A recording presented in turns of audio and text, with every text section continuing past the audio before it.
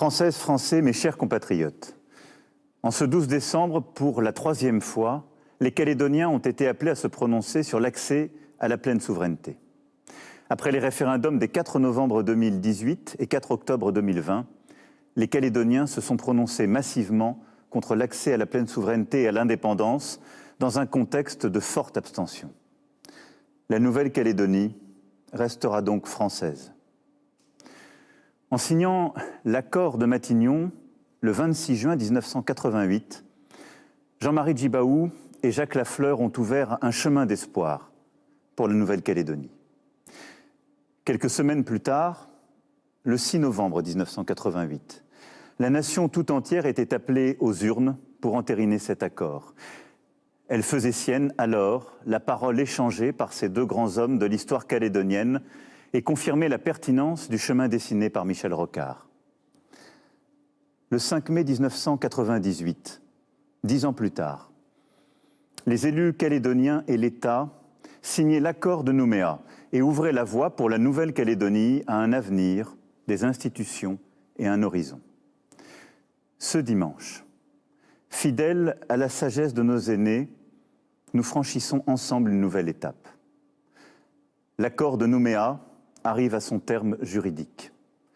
La promesse du destin commun dont il était porteur n'a jamais été aussi tangible et doit continuer à nous guider.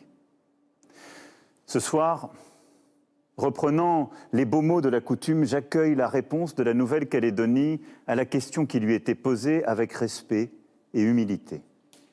Respect pour la parole donnée, pour l'accord de Nouméa, qui nous aura menés ensemble à ce résultat. Respect pour tous les Calédoniens, tous, ceux qui souhaitaient le maintien dans la France et ceux qui souhaitaient l'indépendance. Respect teinté de reconnaissance pour tous ceux qui se sont mobilisés depuis de longs mois pour ce scrutin.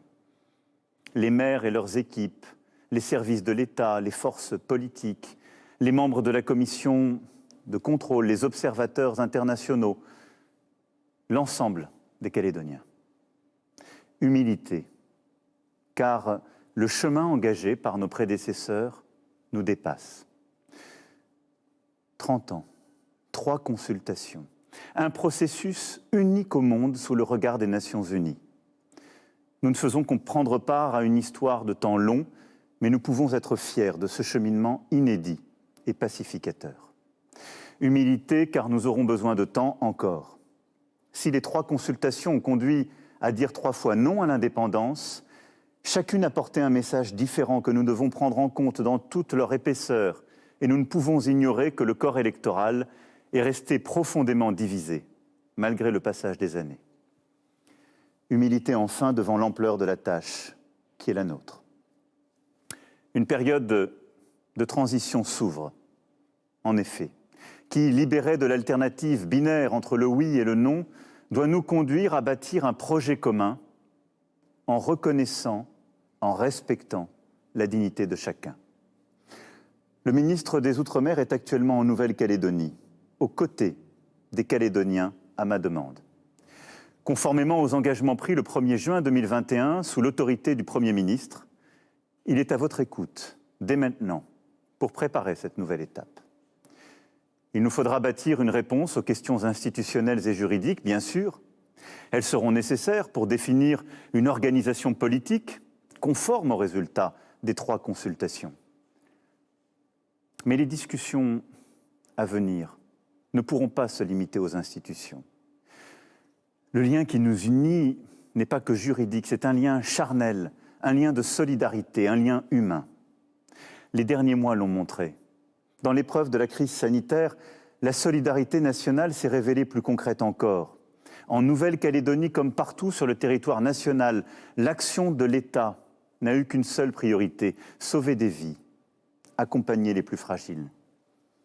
Et je veux avoir en ce jour une pensée pour toutes celles et tous ceux qui pleurent un proche.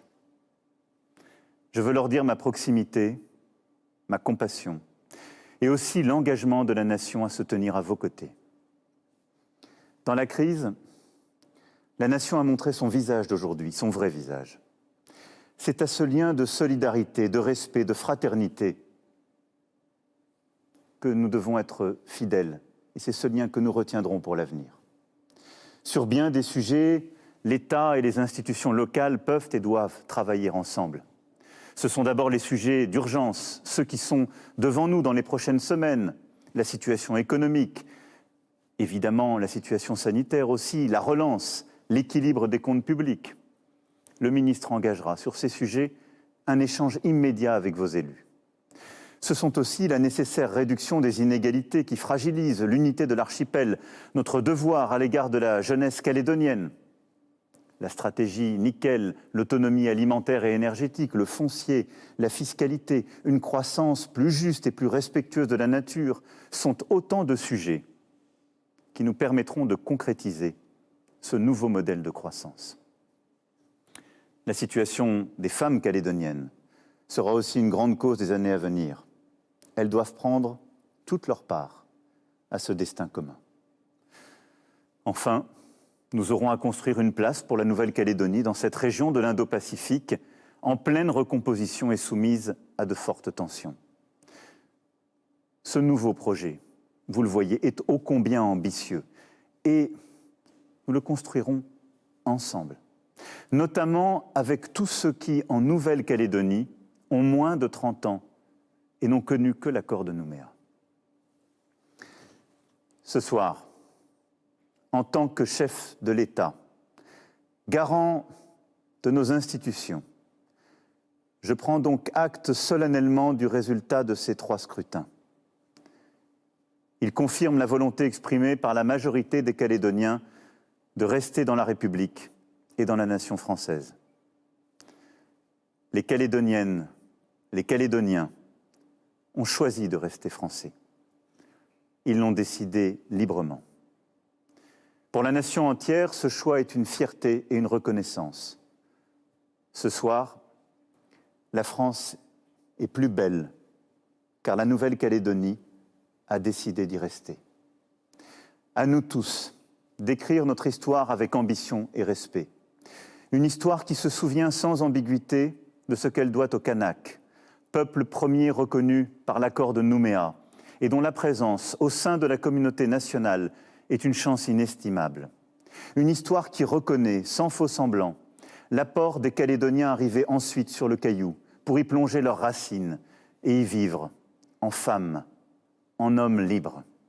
Une histoire qui regarde devant, vers les défis de notre siècle, vers les défis de cet océan Pacifique qui fait partie intégrante de notre espace national. Françaises, Français, chers compatriotes de Nouvelle-Calédonie, la France est fière d'être votre patrie. Elle renouvelle ce soir pour vous son engagement à vous protéger, à vous accompagner, quelles que soient les circonstances. Vive la Nouvelle-Calédonie, vive la République et vive la France.